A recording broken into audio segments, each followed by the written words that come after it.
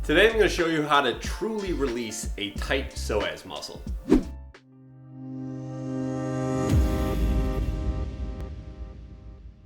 What's going on, everybody? How you doing? It's Blake Bowman here with GuerrillaZen Fitness. In today's video, I'm going to be showing you how to actually release a tight psoas. The psoas is a hip flexor muscle.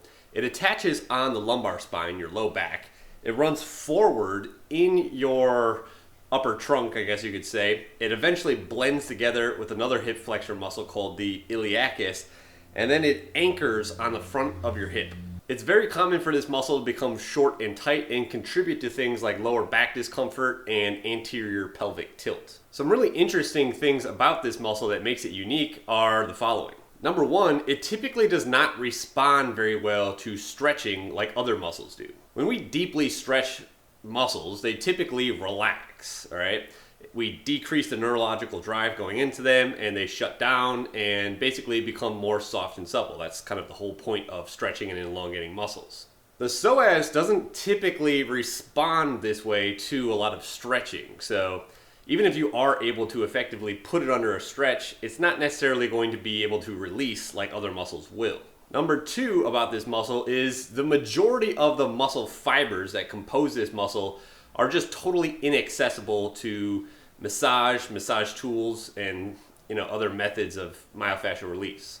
Basically, a lot of the muscle fibers of the psoas are just so deep inside of you that there's just no way that you can even get in to touch them with your hand or a foam roller or even a ball or something like that.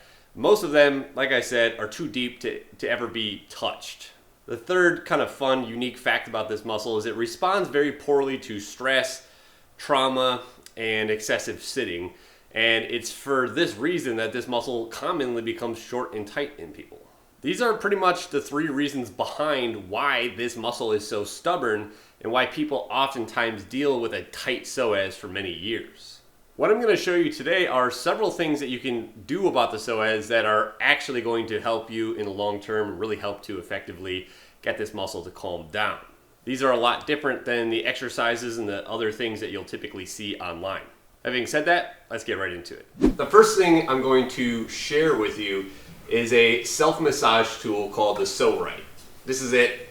In full transparency, this company sent this to me, but other than that, I have no affiliation or association with this company. All right, so I'm just sharing this with you because I find this to be a very effective tool. Now, in the beginning of this video, I said that there's not a lot of effective tools to release the psoas. Most of the fibers are totally inaccessible to you. That is very much so true. And using things like a foam roller or a ball, which I've even made videos on in the past, are really not good, okay? The limited fibers that are accessible to you via massage, half of those are inaccessible with other tools because they are not shaped the right way, all right? This is a very unique shape. Basically, these two nubs here, or whatever you want to call these, will sink into the iliacus, all right, very effectively, all right? And this will get kind of the lower fibers of the psoas and a lot of the fibers of the iliacus, which, remember, the iliacus is another hip flexor muscle that kind of lines the inside of your iliac crest, all right, your hip bones, and it blends together with the psoas. So we typically call it the iliopsoas, which is kind of like a fusion of the iliacus and the psoas. Basically, what this tool does is it allows you to get into a lot of those iliacus, muscle fibers and some of the psoas fibers to actually get a release. And it's just far more effective than, like I said, using any other kind of self-myofascial release tool, in my opinion. I just want to make you guys aware of this. I'm not going to show you too much how to use it, but essentially, you put it down on the ground, kind of like you would a foam roller, and then you position your iliacus, all right on top of this thing, like this, all right? This will sink real deep into your iliacus. Like I said, some of those psoas muscle fibers as well. And you kind of just hang out here. You can kind of move around, move your hips around a little bit, like me. Be a little bit more dynamic. You can kind of raise your leg out to the side to add a dynamic component to it. But effectively, this is the most effective self-myofascial release tool for the iliopsoas that I've ever discovered. It gets in there better than anything that I've ever used before, as you can see, as you saw with the demonstration as well. It's pretty simple to use, so check this out. This next thing that I'm going to show you is a breathing technique / position called constructive rest position. All right. Basically, what this will do is it will take tension off of the hip flexors, namely the psoas, by flexing the hips. It'll also send a signal to your body that it's okay to relax and calm down. All right. This helps to activate a branch of the autonomic nervous system called the parasympathetic branch, which is also known as the feed or breed branch of the autonomic nervous system. It's the opposite of fight or flight mode. All right, if you're stuck in fight or flight mode, you have a lot of stress. The psoas can really pay a price for that, especially if you're stressed out a lot and you're sitting a lot. All right, being stressed out in a seated position is going to excite and kind of cause even more contraction of those hip flexor muscles. This is something that you can throw into your routine regularly, which will synergize with the, Pso-Right tool, which I just showed you a second ago. To do this, you can actually just lay on the ground and put your feet up on the wall, or you can use something like an old beat up footrest, which is what this is, a bed or something like that. But I like to actually have my legs resting on something, this is like the perfect height for it, a footrest, all right? So essentially what you're gonna do is you're just gonna lay on your back here, all right? Put your feet up on the footrest. You're gonna lay back, and this is the position that you're gonna get in, all right?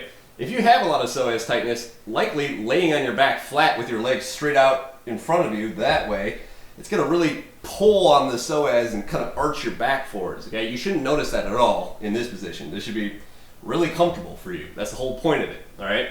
And the reason why this is gonna be a lot more comfortable is because the pelvis is slightly like posteriorly tilted and the hips are in a flexed position, which is taking tension off of the hip flexors. Now in this position, we want to send that relaxation signal to the body. And one of the easiest ways to do that while in this position is to do diaphragmatic breathing, which I've talked about before in other videos, but I'll show you how to do it right now.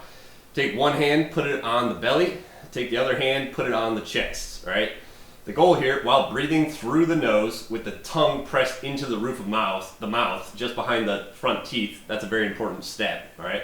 So with the tongue pressed into the roof of the mouth, breathing through the nose, you're gonna inhale and send about 2/3 of that air down below, okay? Visualize that.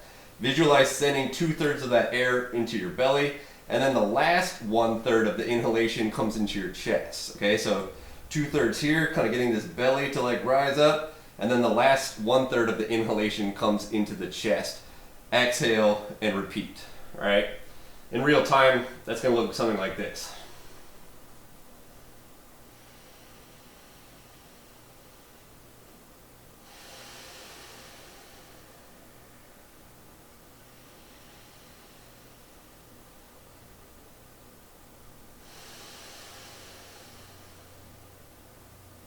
All right, that's pretty much it.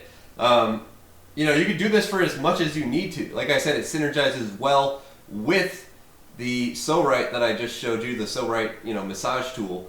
So yeah, after you're done releasing it with that, you can try this right afterwards. There's a lot of synergy between the two. This is also really good just generally to do for stress. Like I said, if you have a lot of fight or flight mode activation and you're not really able to calm down, you kind of feel like you're stressed out all the time, doing this can really help with that as well. As many as like 30 breaths, all right? Definitely something that I do before, meetings when I'm really stressed out. If I need to calm down before bed, it's really useful for kind of all these situations. The last thing that I want to talk about, and this is perhaps the most important and something that I feel is way overlooked, is strengthening the antagonist muscle of the psoas, all right, which is the muscle that does the exact opposite function, all right? The psoas is the hip flexor, all right? So it pulls the hip into flexion, which is this, right? That's subsequently the position that you're also in when you're seated. Your hips are in flexion, all right? If we want to train the antagonist muscle, what is the antagonist muscle? Well, it's the gluteus maximus, okay? The medius butt muscle that you have. It does the exact opposite that the psoas does, all right? The psoas flexes the hip. The gluteus maximus extends the hip, all right? It takes the leg back behind you like that, okay? This is hip extension. You're going into hip extension all the time when you're like walking, when you stand up out of a chair, when you're doing, hip thrusters, for example.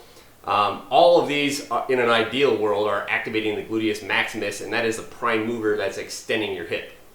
What you need to know, and this is the most important part, right? The tighter you are in the hip flexors, the less likely you are to have activation in your gluteus maximus, and almost vice versa, right? The stronger you can get in your gluteus maximus, the more soft and supple the hip flexors, including the psoas, will become over time, right? So if you're one of these people that is constantly stretching your hip flexors, you already have a pso right, and you're releasing them, and nothing seems to work, the hip flexors just continuously tighten up on you day after day. Oftentimes what is going on here is you have a major weakness component in the gluteus maximus, right? And maybe you don't even need to focus on stretching. All that stuff that I showed you earlier, if you're already doing a lot of that stuff, maybe don't even add any more of that to your routine. Just get into a really good glute strengthening protocol. Like I said, the key takeaway here is the stronger the glutes are, the more soft and supple the hip flexors, like the psoas, will become. The weaker the glutes are, the more likely you are to develop tension in the psoas. So kind of a key point here in unlocking your hip flexors is strengthening of the gluteus maximus. One of the best ways to strengthen the gluteus maximus is to do hip thrusters, right? You can actually use like I said earlier, a footrest for this, or a bench if you're in a gym, obviously. Hip bridges would work too, but what I really like to do is, hip thrusters, eventually with like a weight load, right? So you put your back up onto a bench, or like I said, in this case, a footrest. Let's say you're holding a weight here. You thrust up and then come back down like this, squeezing the glutes really hard, right? This is kind of the gold standard exercise for building glute strength, right? Key actually with this is keeping the head up. You actually want to keep the head up, kind of looking down at your knees. That really helps to facilitate contraction of the glute muscles, right? But you can progress that in a variety of ways, right? You can start just with your body weight, get a really good squeeze, really help develop that mind-muscle connection. Eventually you can start to put weights on your pelvis, dumbbells, even sandbag. I've had clients use like bags of kitty litter that they have in their house. Eventually you want to really progress that and start doing like barbell hip thrusters. Keep building up the strength in the glutes and progressively overload them so they get stronger and stronger and stronger and stronger and stronger. Because again, the key here is to develop that strength back there. The stronger you get in the glutes, the more soft and supple the psoas will become. And this is just super, super important to drive home. That's it for today. I really hope that you enjoyed today's video. If you did find today's video useful, please give it a like down below. That really helps out the channel. Also, comment below and let me know what you want me to make videos on in the future. If you aren't following my Instagram yet, make sure you go ahead and do that. I upload tons of content there that you're not going to see me uploading here. Lastly, if you're struggling with muscle imbalances, poor posture, joint mobility and flexibility issues, and you want a workout plan that will actually help you to correct those things while getting stronger and leaner, then you're really gonna like my 3-day functional training split, all right? This is basically a free workout plan available on my website. It teaches you how to get stronger and leaner while correcting common muscle imbalances, joint mobility, flexibility issues, and muscle imbalances, all right? So it's available for free on my website. All you need to do is open up the description down below, click the first link available there. That will take you over to my website. As soon as you get there, I'll ask you for your email, and as soon as you enter in your email, I'll send you a copy of that workout within 5 minutes. If you're looking for another spot to get that workout, you can click this link right over there. That will take you there to the same page on my website. If you haven't yet subscribed to my YouTube channel, make sure you go ahead and do that over here. And if you want to see a video similar to today's video, then check out this video right there. That's it for today. I'll see you next time.